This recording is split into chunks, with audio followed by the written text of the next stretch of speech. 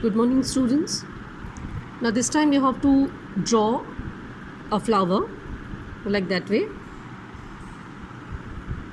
Okay, and then create a window. For window you can choose any part of this flower.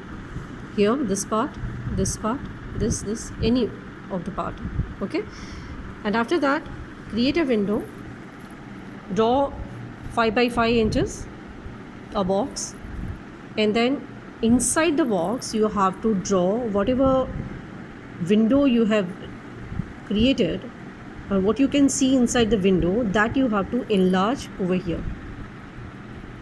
Okay,